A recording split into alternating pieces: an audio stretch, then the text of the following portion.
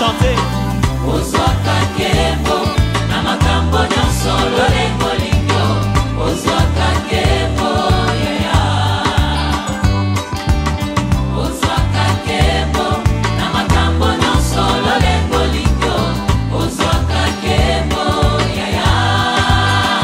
On y va.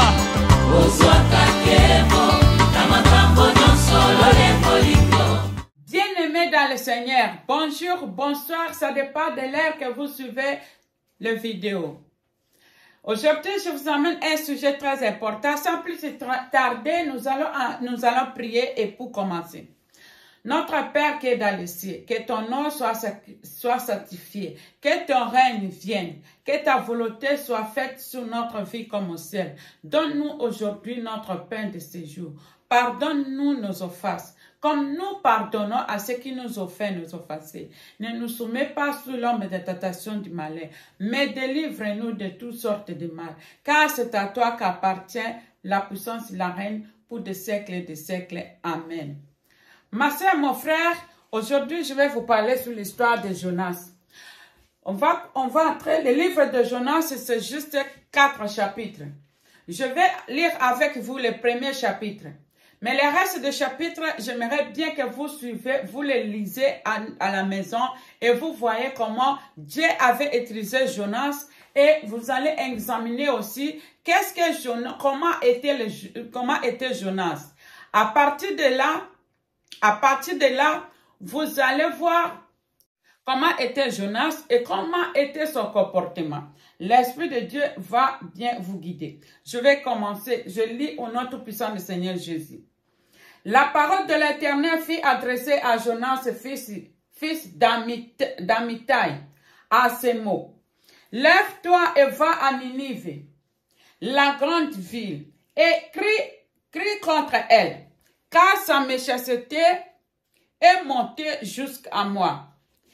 Et Jonas se levant pour s'enfuir à Taris, loin de la face de l'Éternel, il descendit à Jaffo et il trouva un navire qui alla à Taris. Il paya le prix du transport et s'embarquant pour aller avec les passagers à Taris, loin de la face de l'Éternel. Mais l'Éternel fit souffler sur la mer une grande tempête, les navires menaçant de faire naufrage. Les mariniers auront peur. Ils éplorera chacun leur Dieu et il se jeta dans la mer il jettera dans la mer les objets qui étaient sur les navires, afin de les rendre plus légers. Jonas descendant au fond du navire se coucha et s'endorma profondément. Le pilote s'approcha de lui et lui dit, « Pourquoi dors-tu?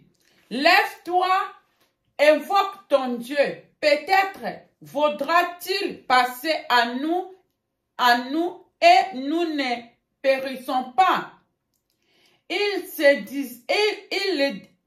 dira d'un l'un et l'autre, « Venez et tirons à sort pour savoir qui nous attire ces malheurs. » Et ils tireront à sort et le sort tomba sur Jonas.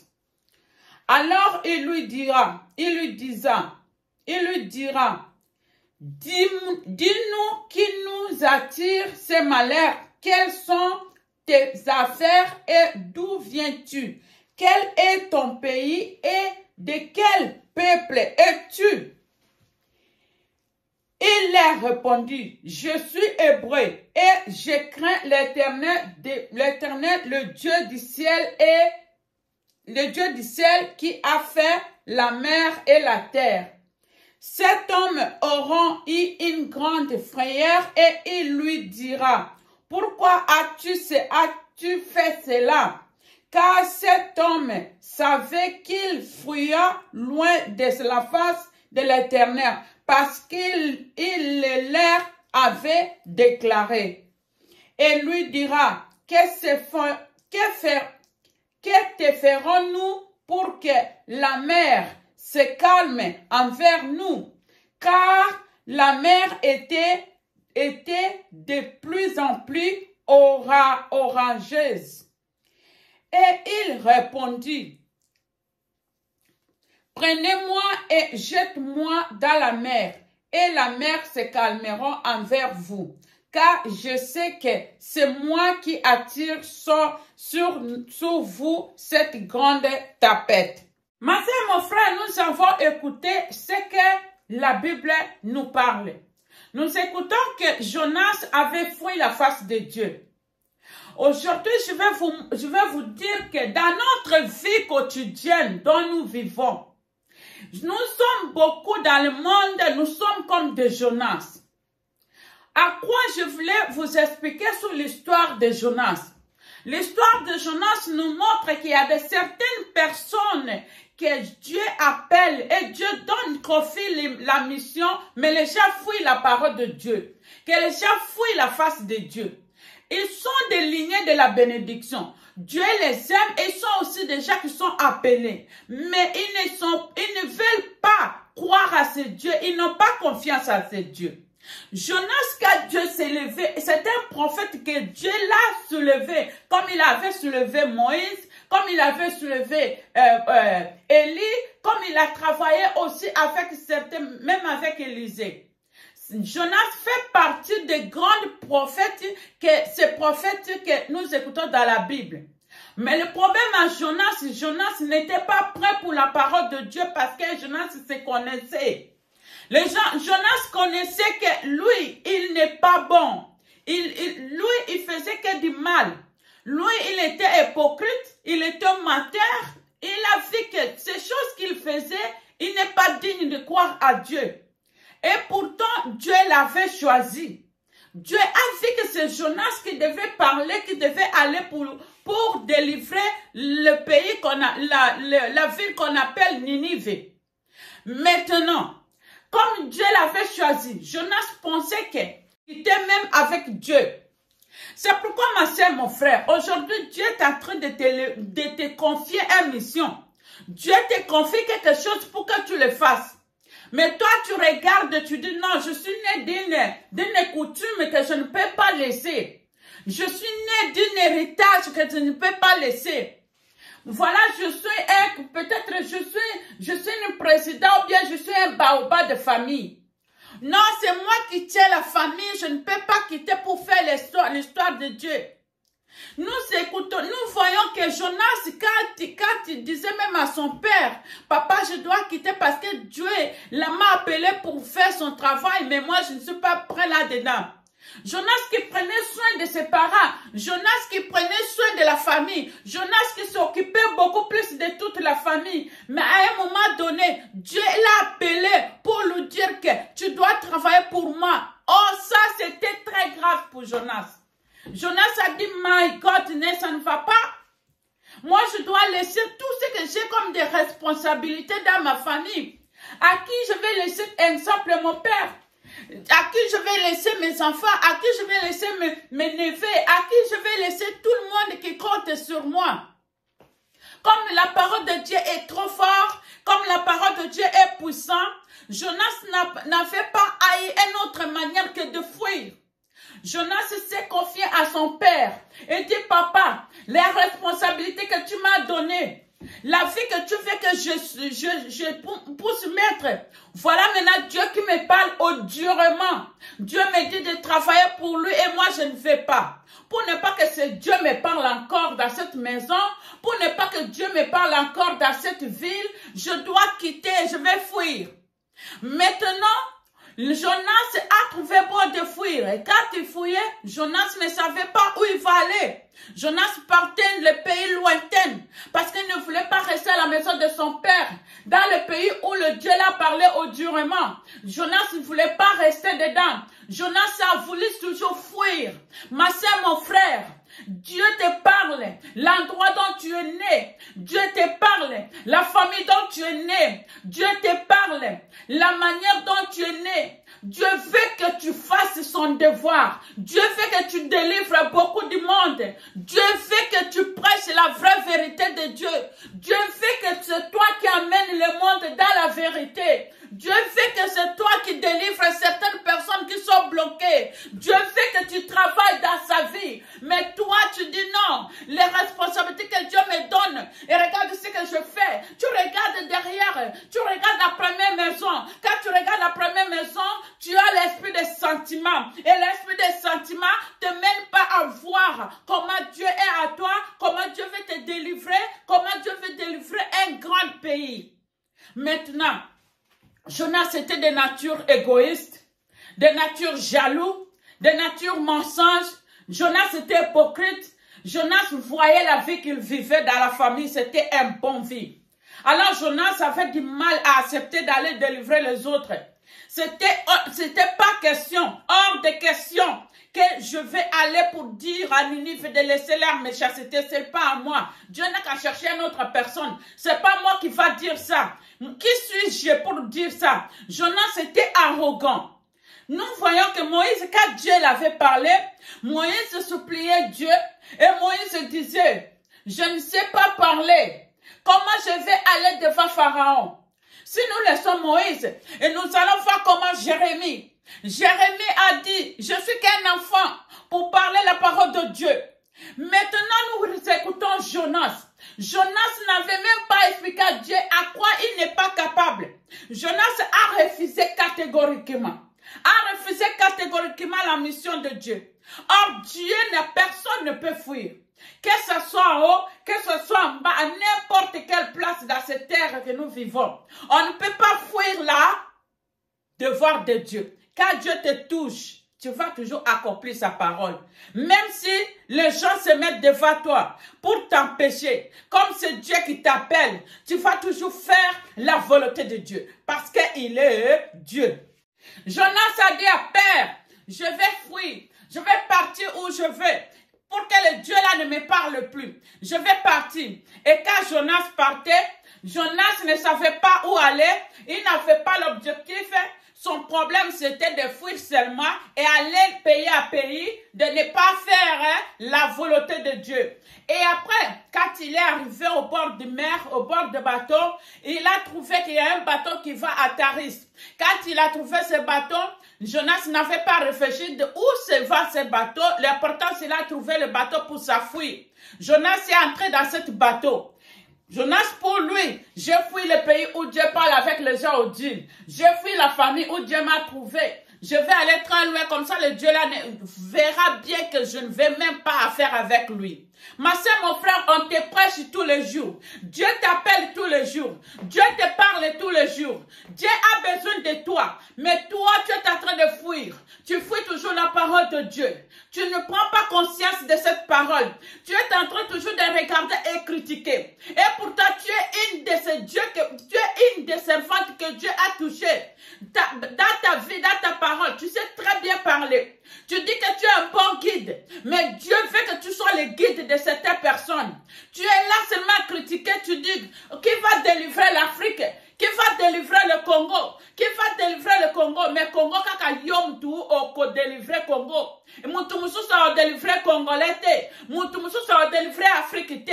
C'est toi et moi. C'est toi et moi qui devons délivrer le Congo. Si nous commençons à nous-mêmes de délivrer le Congo elle va être délivrée. Maintenant, Jonas a cru que je dois fuir. Et Jonas a commencé à fuir. Il a pris le bateau, il est parti. En partant maintenant, comme Dieu est le Dieu qui est omniprésent, omnipotent, Dieu est une fois partout, Dieu a maintenant provoqué le vent dans la mer. Maintenant, il y a l'orange qui est venu dans la mer. Et Dieu a bougé le bateau que Jonas était. La Bible nous dit, les gens qui étaient dans le bateau chacun commençait à invoquer son Dieu. Les autres qui invoquaient le Marie commencent. Les autres qui les voyaient commencent à voir. Les féticheurs commencent à faire les rituels. Les gens commencent à prier leur sorte de Dieu. Les Jéhovah commencent à faire leur Jéhovah. Et les protestants priaient les protestants. Chacun a sa religion. Chacun a sa manière. Ils ont invoqué le Dieu. Ils ont invoqué leur Dieu. La Bible nous dit que leur Dieu n'avait rien fait. Jusqu'à ce que le pilote est parti voir Jonas en bas du bateau où Jonas dormait. Et le pilote dit, pourquoi dors-tu? Tu ne vois pas l'orange qui nous arrange? Viens et prie ton Dieu. Peut-être ton Dieu peut nous délivrer. Jonas a compris que voilà, Dieu m'a encore trouvé. Il n'a fait pas une autre chose à faire que de se lever. Et quand il est venu, les gens ont dit non, on va trier des bâtons. Celui qui prendra un bateau court, celui-là qui a le malédiction qui nous amène à ce bateau. Parce que ce bateau, on n'a jamais vu ce que nous voyons aujourd'hui. On n'a jamais vu ce comportement. Nous voyageons chaque fois. Il y a des tapettes, mais cette tapette d'aujourd'hui, ce n'est pas une tapette normale. Il y a quelqu'un qui a amené la malédiction dans la famille. Il y a quelqu'un qui a amené la malédiction dans le pays. Il y a quelqu'un qui a amené la malédiction dans le bateau. Qui es-tu? Alors, trions le sort pour voir qui amène cette malédiction. Alors, ils ont tiré le sort et le sort sort maintenant, ça tombe sur Jonas. Maintenant, Jonas n'avait pas un autre choix que de dire, n'avait pas d'autre choix que de dire la vérité. Et quand il dit la vérité, et les gens de bateau lui disent, pourquoi as-tu fait cela? Mais qu'est-ce que nous allons faire maintenant pour que les tapettes de Dieu s'arrêtent sur nous? Car toi, tu nous as amené cette sort, et nous ne voyons pas vivre dans le sort. La Bible nous dit que Jonas dit, pour que le sort arrête chez vous, il faut me prendre et puis me jeter dans l'eau. Ma soeur, mon frère, les gens n'avaient pas un autre choix parce que les tapettes étaient tellement fortes que les gens n'avaient même pas pitié pour le jeter dans l'eau. Et on l'a pris et puis on l'a jeté dans la mer. La Bible nous parle, il y avait un grand poisson. Il y a un grand poisson qui a avalé Jonas. La Bible n'a pas écrit le nom de poisson qui a avalé Jonas. Parce que c'était un poisson spécial. Parce que c'était un poisson de Dieu. Parce que c'était dans le cœur de Dieu. Parce que c'était dans la main de Dieu. Parce que Dieu lui-même a envoyé ce gros poisson pour avaler Jonas. Ma sœur, si tu ne veux pas, Dieu t'appelle. Dieu veut qu'il travaille avec toi. Toi, tu penses que ta propre intelligence te dépasse l'Esprit de Dieu. Tu penses que ce que tu passes dans la tête, Dieu ne connaît rien. Tu veux corriger Dieu. Tu veux te mettre au opposé de Dieu. Tu es là, Dieu te parle, tu n'écoutes pas. Et Dieu te montre qu'il est le seul unique Dieu qui te connaît plus que toi-même. Celui qui sonde le cœur et le rein. Celui qui sonde l'esprit qui est à nous. Celui qui connaît notre fond du cœur. Quand Dieu t'appelle, il faut seulement obéir. Parce que Dieu, quand il appelle, il appelle. Dieu t'a déjà parlé d'une manière ou d'une autre.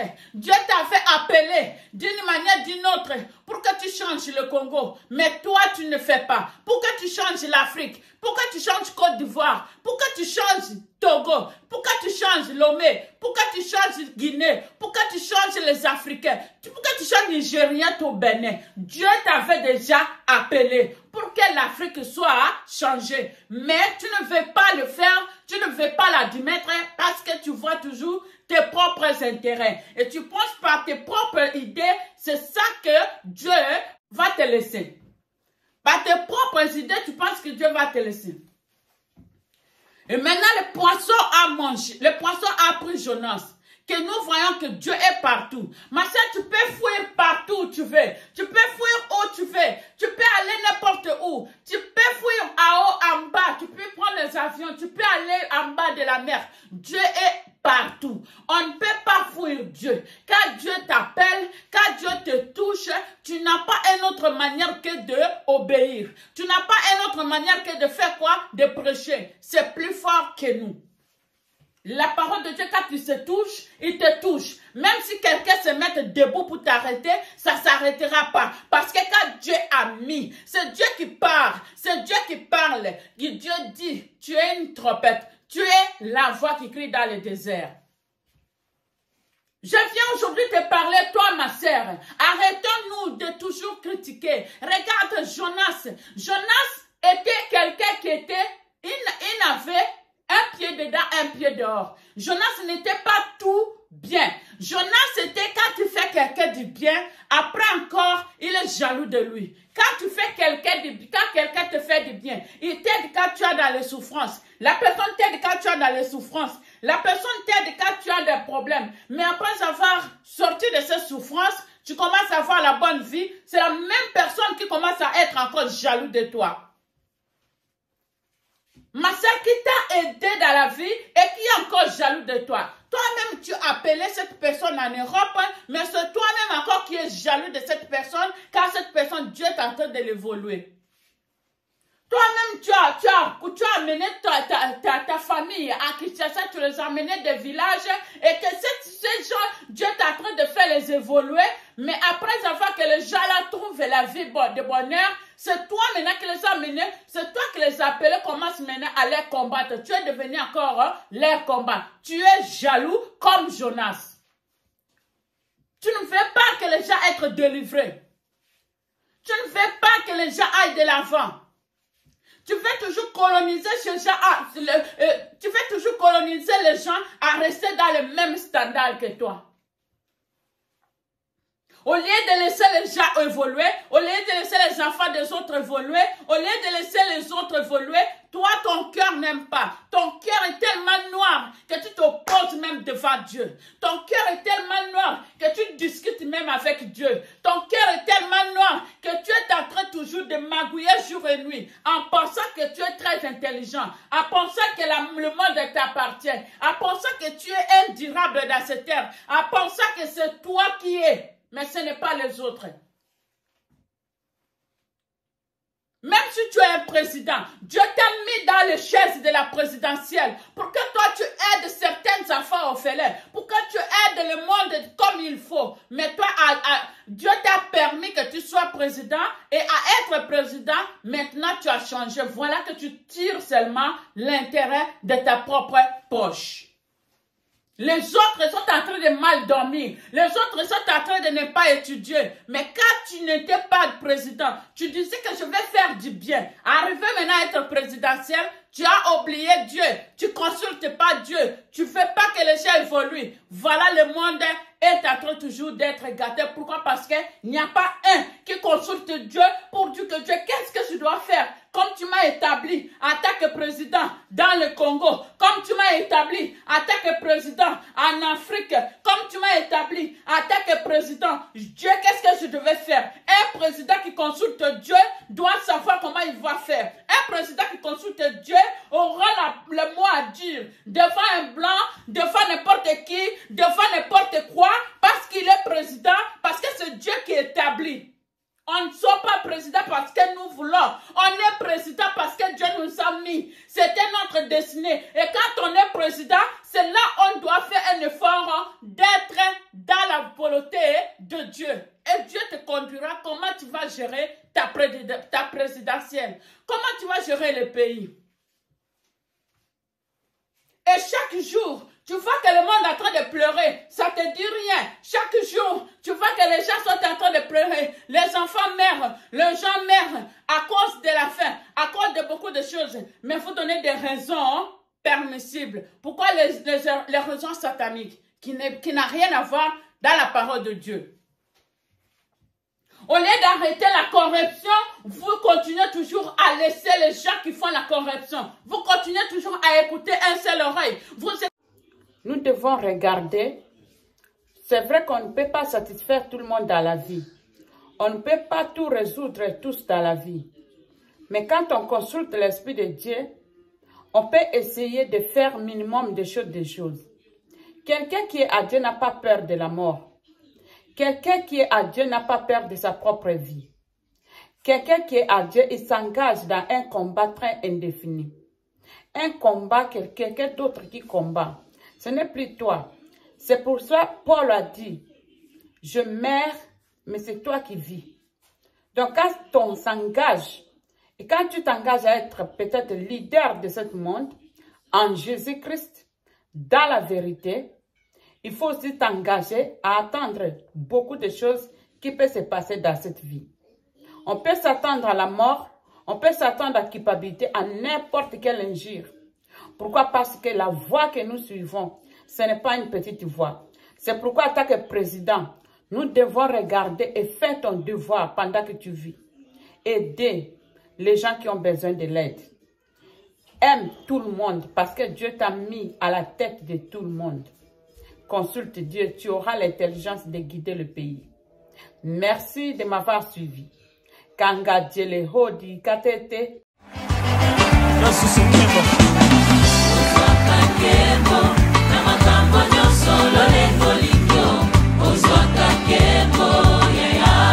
C'est très facile à chanter.